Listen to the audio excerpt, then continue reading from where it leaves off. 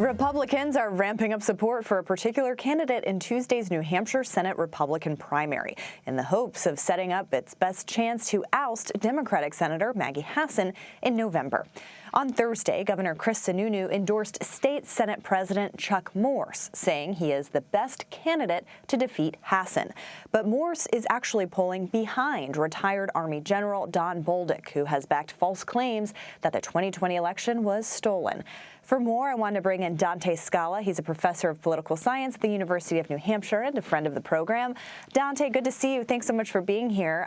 So let's talk about this New Hampshire Senate race, because you had originally Democratic Senator Maggie Hassan on defense. This was a big target for Republicans. Tell us a little bit about what a challenge from Bolduc might mean. How are Republicans thinking about his chances now? Republicans don't think a lot of his chances, to be honest. Don Bolduc is the front runner in the New Hampshire Republican primary, but he's a front runner without hardly any of the typical apparatus that comes with a front runner's campaign. He has not been running television ads. The basic assumption is that his fundraising is running on empty at this point.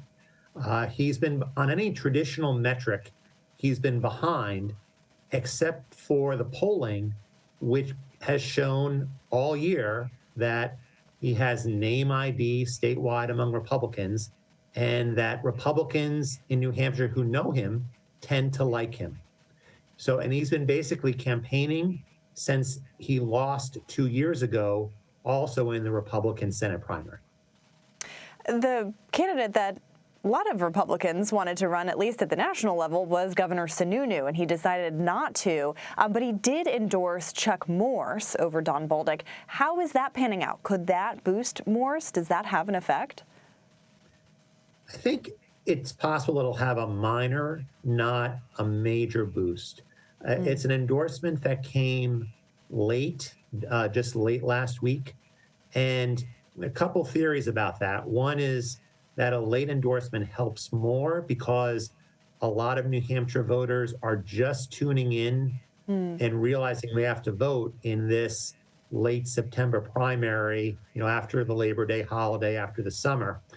The other theory, though, is that there's an awful lot of noise out there now. I mean, ads are being run wall to wall on the local television station here.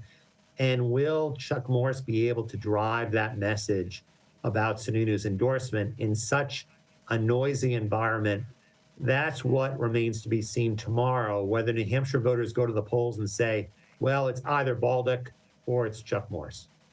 And Democrats have actually been spending a lot of money across the country in some of these races to support these far-right candidates, kind of hoping to prop them up because they think they're beatable in November. Is that happening in New Hampshire? What's the spending been like there? Yeah, we're seeing that in two different races. One, we've seen an outside group come into the New Hampshire Senate race, run ads against Chuck Morse, coming from Chuck Schumer's outside group. We've also seen Democrats playing in the 2nd congressional district, where Democratic incumbent Annie Kuster is being challenged. And that's also on behalf of a very conservative candidate. So we are seeing late signs of Democrats playing in primaries here, trying to set up very conservative outsider type candidates, just as we've seen elsewhere in the country.